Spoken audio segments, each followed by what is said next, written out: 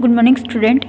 आज हम class 7th के द्वादश पाठ है विद्याधनम का अध्ययन करेंगे। विद्याधनम मतलब विद्या रूपी धन। इसका पहला श्लोक है, न चौर्याः न च राजारः न भ्रातृजयं न च भार्यकारी वैकृत्य वर्धते एव नित्यम विद्याधनम सर्वधन प्रधानम। न च चार्यो मतलब ना तो चोरों के द्वारा, न च राजारम मतलब न राजाओं के द्वारा, न भ्रातृजयम न भाइयों के द्वारा जिसको बांटा जा सकता है, न च भार्यकरम यानी और न ही जो भार को बढ़ाने वाली है, कि न जिसे तो चोरों के द्वारा चुराया जा सकता है। चौर्याहम का मतलब चोरों के द्वारा चुराने योग्य। न च राजारम न ही राजाओं के द्वारा छीने जाने योग्य है। न च भ्रातृजय भाइयों के द्वारा बांटे जाने योग्य है। न च भार्यकारी यानी और न ही जो भार के समान है। वे कृते वृद्धते एवं नित्यम व्यय करने से यानी कि खर्च करने से जो बढ़ती है, जो निरंतर बढ़ती जाती है। नित्य मतलब सदा, जो खर्च करने से सदा वृद्धि को प्राप्त होती है। विद्या धनम सर्वधनम प्रधानम, ऐसा जो विद्या धन है वह सभी धनों में प्रधान है। यहाँ पर विद्या के महत्व को बताया गया है कि विद्या न तो चोरों के द्वारा चुराई जा सकती है, न राजा के द्वारा छीनी जा सकती है, न भाइयों के द्वारा बांटी जा सकती है, और ना ही जो विद्या है वह हमारे शरीर के भार को बढ़ाने वाली होती है। ये तो खर्च करने से, वह मतलब खर्च, ये तो खर्च करने से वर्धते यानी वृद्धि को प्राप्त होती है। नित्यम यानी सदा, और विद्या धनम ही यानी विद्या धन ही सभी धनों में प्रधान धन है। इसका अगला श्लोक है, विद्या धनम नरस्य रूप अधिकम प्रसन्न गुप्तम धनम भोग विद्या भोगकारी येषः सुखकारी विद्या गुरुणाम गुरु है विद्या बंधुजनो विदेश गमने विद्या परा देवता विद्या राजेषु पूज्यते न ही विद्यम विद्या विहीनः पशु है। यानी विद्या नाम नरस्य रूप अधिकम, विद्या नामक जो ये वस्तु है यह मनुष्य के रूप को अत्यधिक सुंदरता प्रदान करने वाली है, अतिरिक्त सुंदरता प्रदान करने वाली है। प्रच्छन्न गुप्तम धनम, और यह प्रच्छन्न का मतलब गुप्त मतलब छुपा हुआ धन है। ये जो विद्या है वह एक छुपे हुए धन के समान है, यानी कि विद्या मनुष्य के रूप को अत्यधिक सौंदर्यता प्रदान करती है। यह एक छुपे हुए धन के समान है। विद्या भोगकारी यश, और विद्या सभी प्रकार के भोग मतलब जो सुख सुविधाओं के साधन है उन्हें, और यश का मतलब हमारा मान सम्मान, कि विद्या सभी प्रकार के सुखों और सुविधाओं को देने वाली और हमारे मान सम्मान को बढ़ाने वाली है। सुखकारी, यह सुखों को प्रदान करने वाली है, यानी समस्त प्रकार के जो पृथ्वी के सुख हैं उन सुखों को ये प्रदान करने वाली है। विद्या गुरुणाम गुरु, और जो विद्या है वह गुरुओं की भी गुरु है। विद्या बंधुजनों विदेश गमन, और विद्या बंधुजन के समान है। कब? जब वह विदेश गमन, जब हम विदेश जाते हैं, कि विद्या जो है वह हमारे विदेश जाने पर हमारा बंधुजन के समान साथ निभाती है। विद्या परा देवता, जो विद्या है वह देवताओं से भी बड़ी है, मतलब देवताओं के स्थान से भी बड़ा स्थान विद्या का है। विद्या राजेषु पूज्यते न ही धनम, और विद्या के द्वारा ही राजा को पूजा जाता है, ना कि धन के द्वारा। विद्या वहीन है, और विद्या से रहित जो पुरुष है वह पशु के समान है। विद्या का महत्व इसमें भी बताया गया है कि विद्या नाम का जो ये वस्तु है वह मनुष्य के रूप को सौंदर्यता प्रदान करती है और एक छुपे हुए धन के समान है। विद्या समस्त प्रकार के सुखों को प्रदान करने वाली है, सुविधाओं को प्रदान करने वाली है, मान सम्मान को देने वाली है। और विद्या गुरुओं की भी गुरु है, विद्या बंधुजनों विदेशगमन विद्या बंधुजन के समान है जब हम विदेश में जाते हैं तब, और विद्या देवताओं से भी श्रेष्ठ स्थान रखती है। विद्या राजेषु पूज्यते न ही धनम, और विद्या के द्वारा ही राजा को पूजा जाता है, ना कि उसके धन के द्वारा। और विद्या से वहीन यानी विद्या से हीन जो मनुष्य है इस समस्त भूलोक में वह पशु के समान है। अगला श्लोक है केरा न विभूषन्ति पुरुषम हारम न चंद्रोज्ज्वला न स्नान न विलेपम न कुसुमम न अलंकृता मृद्धजया वाणिक्या समलंकृति पुरुषम या संस्कृता धार्यते क्षीण्यन्ते खलिस्य आभूषणानि सततम वाक्भूषणम भूषणम। कि मतलब जो हम कितने भी प्रकार के विभूषन्ति मतलब आभूषणों से को धारण, केवरा मतलब बाजूबंद कि हम जो मनुष्य है उसके बारे में बताया गया है कि उसकी शोभा किस चीज़ में है। तो यहाँ बताया गया है कि बाजूबंद आदि कितने भी प्रकार के आभूषणों को मनुष्य क्यों ना धारण कर ले। पुरुषम हारम न चंद्र उज्ज्वला, और जो मनुष्य है वह चाहे कितने भी चंद्रमा के समान उज्ज्वल हारों को क्यों ना धारण कर ले।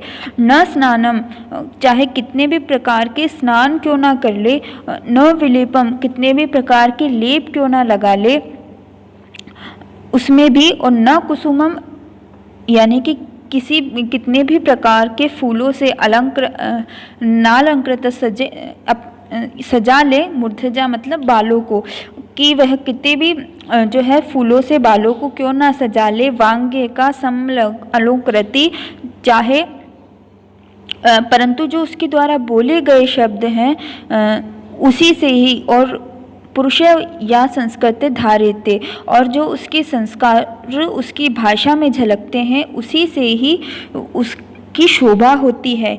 यक्षन्ते खली आभूषणानि, वही मनुष्य को सजाती है। सततम वाक् भूषणम, इसीलिए वाणी ही मनुष्य का सच्चा गहना होती है। यानी कि मनुष्य कितने भी आभूषणों को धारण कर ले, चंद्रमा के समान उज्जवल हार को क्यों ना धारण कर ले, को धारण कर ले, चाहे वह कितना भी स्नान कर ले, चाहे वह चंदन का लेप कर ले, और अलग अलग प्रकार के पुष्पों से जो है अपने बालों को सजा ले, फिर भी वह शोभा प्राप्त नहीं कर सकता। क्योंकि मनुष्य की सच्ची शोभा तो उसके द्वारा बोले गए वाक्यों से होती है, जो कि उसके संस्कारों के द्वारा पता चलते हैं। इसीलिए मनुष्य को जो है समस्त प्रकार की चीज़ों का त्याग करना चाहिए, क्योंकि वाणी ही मनुष्य का सबसे सच्चा गहना होती है। अगला श्लोक है विद्या नाम नरस्य कीर्ति तुला भागक्षे आश्रय धेनु कामध्वा रतिश्च वीरहे नेत्रे तृतीयं च सा सत्कारानात् कुलस्य महिमा रत्न विनया भूषणम तस्माद् मुपेक्षेव सर्व विषया अधिकारम कुरुम।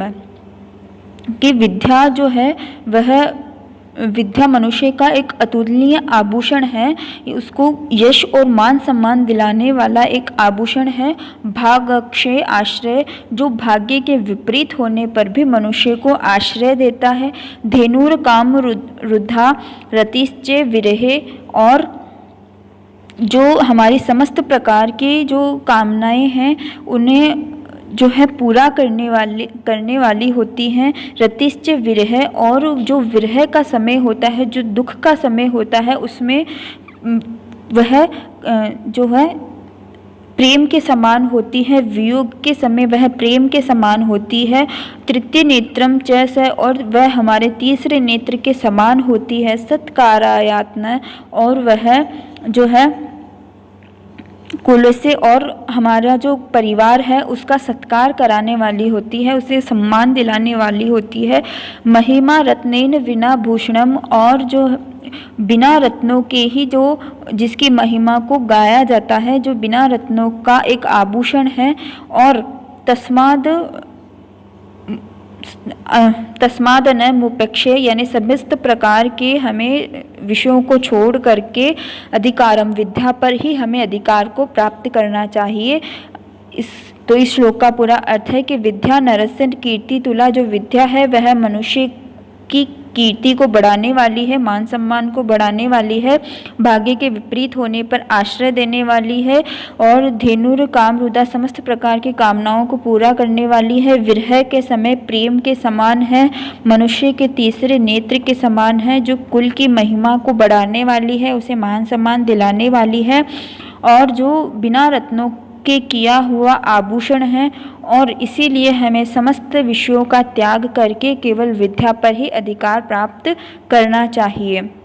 अब इसके शब्दार्थ हैं चौर्याहम, चौर्याहम यानी चोरों के द्वारा चुराने जाने योग्य, राज्याहम यानी राजा के द्वारा छीने जाने योग्य, भातजयम यानी भाइयों के द्वारा बांटे जाने योग्य, भारकारी यानी भार बढ़ाने वाली, प्रसन्न गुप्ता यानी कि अत्यंत गुप्त, भोगकारी यानी भोगों का साधन उपलब्ध कराने वाली, परा यानी सबसे बड़ी, राजस्व यानी राजाओं में, केवरा यानी कि बाजूबंद, चंद्र उज्ज्वला यानी चंद्रमा के समान चमकदार है, विलेपन यानी शरीर पर लेप करने योग्य सुगंधित द्रव्य, नालकृतम यानी कि नहीं सजा हुआ, मृदजया यानी वेणी या चोटी, वांगयिका यानी कि एकमात्र वाणी, समलाकृति यानी कि अच्छी तरह सुशोभित करती है, यानी संस्कार युक्त, धारिते यानी कि धारण की जाती है, सीरक्षन्ते खलीभूषणा यानी संपूर्ण आभूषण नष्ट हो जाते हैं।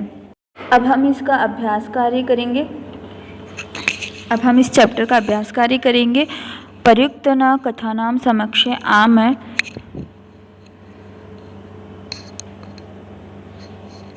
अनुपयुक्ता कथानाम समक्ष न इति लिखिएते, यानी कि जो सही शब्द है उनके सामने आपको आम लिखना है, और जो गलत वाक्य है उनके सामने आपको न लिखना है।